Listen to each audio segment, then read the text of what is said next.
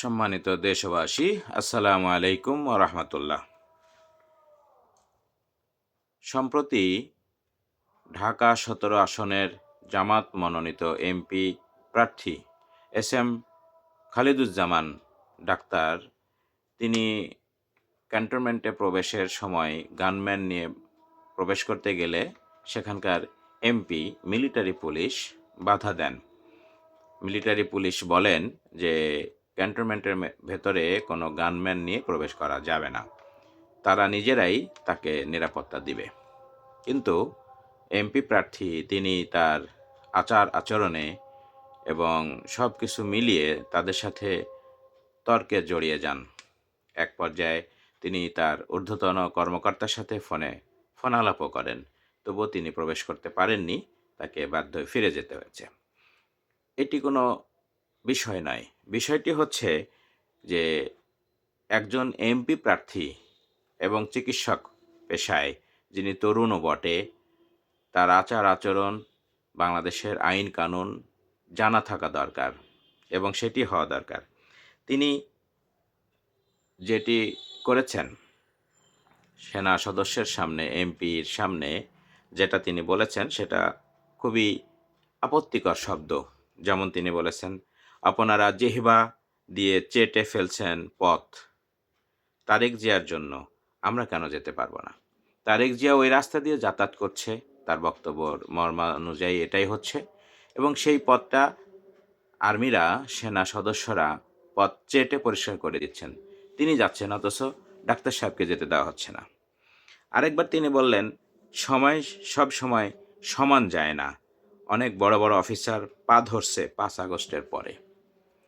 5 আগস্টের পরে অনেক অফিসাররা তাদেরকে পা ধরেছে, এটিও তিনি বলেছেন। আরেকবার বলেছেন, আপনারা অলরেডি গোলাম হয়ে গেছেন, দেশটাকে বিক্রি করে দিয়েছেন একটা দলের কাছে। এই একটা দল বলতেও এখানে বিএনপিকে বুঝিয়েছেন হয়তোবা। আরেকবার বলছেন যে তিনি তার পরিচয় দিতে গিয়ে বলেছেন যে তিনি ডাক্তার খালিদুজ্জামান এবং তারেক জিয়ার প্রতিদ্বন্দ্বী এমপি প্রার্থী, জামাত মনোনীত প্রতিদ্বন্দ্বী প্রার্থী এবং তারেক জিয়ার প্রতিদ্বন্দ্বী প্রার্থী। এবং আরেকবার তিনি বলেছেন, সুপরিকল্পিতভাবে আমাদের দেশটাকে ধ্বংসের দিকে নিয়ে যাচ্ছেন। আবার একটি পর্যায়ে বলেছেন, কুকুরের মতো পা চাটা হই নাই, তারা হন নাই। এই যে শব্দগুলো, এই শব্দগুলো সত্যিকার অর্থেই একজন এমপি প্রার্থীর মুখে মানায় না।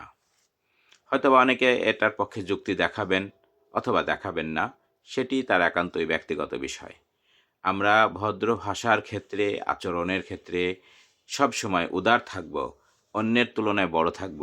এখন তারেক জিয়ার জন্য কি পদ্ধতি আছে, কি আইন কানুন আছে, তিনি কিভাবে ওই রাস্তা দিয়ে যান বা যান না, তিনি কোথায় থাকেন, তার সাথে গানম্যান থাকে কি থাকে না, এই বিষয়গুলো যদি ডিবেট করতে হয় তাহলে তিনি যারা আইন করেছেন তাদের সাথে তিনি বসতে পারেন, বসে কথাগুলি তিনি বলতে পারেন যে নির্বাচনের ক্ষেত্রে লেভেল প্লেয়িং ফিল্ড দরকার, যেটা আমাদের এখানে হচ্ছে না।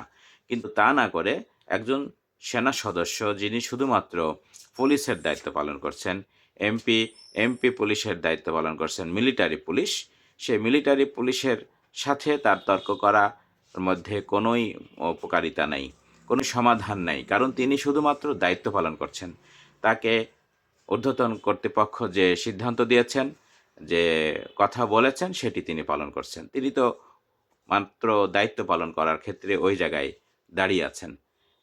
ওখানে আরও অনেক নামি দামি ভিআইপি ব্যক্তিরাও যাতায়াত করেন, তাদেরকেও সেনা আইনগুলো মেনে চলতে হয়। এমনকি সেনা কর্মকর্তারাও যদি ওই রাস্তা দিয়ে যাতায়াত করেন, ক্যান্টনমেন্টের ভিতর দিয়ে যাতায়াত করেন, তাদেরকেও সেই আইনগুলো মেনে চলতে হয়। সুতরাং এই জায়গাগুলোতে সত্যিকার অর্থে জামাতের একজন শিক্ষিত এবং চিকিৎসক মানুষ, এমনকি তিনি দেশের বাইরে থেকেও অনেক ডিগ্রি অর্জন করেছেন, যেগুলো নিয়ে ইতিপূর্বেই কথা হয়েছে, সব মিলে একজন এই ধরনের ব্যক্তির পক্ষে ক্যান্টনমেন্টের প্রবেশপথে মিলিটারি পুলিশের সাথে তর্কে জড়ানো এবং তারেক জিয়াকে প্রতিদ্বন্দ্বী হিসাবে উপস্থাপন করা এবং কিছু শব্দ যা অসুন্দর, এই কথাগুলি পেশ করা তার জন্য মোটেও সঙ্গত হয়নি।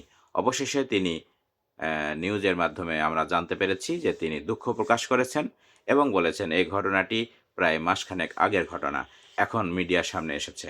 যেটাই ঘটুক, যখনই ঘটুক, অন্ততপক্ষে একজন নাগরিক হিসাবে এটিকে আমরা কাম্য মনে করতে পারি না। এ ধরনের আচার আচরণ জামাতের প্রার্থীদের কাছ থেকে আসা মানে হচ্ছে জামাতকে নির্বাচনে প্রতিদ্বন্দ্বিতা থেকে পিছিয়ে দেওয়া। ধন্যবাদ সবাইকে।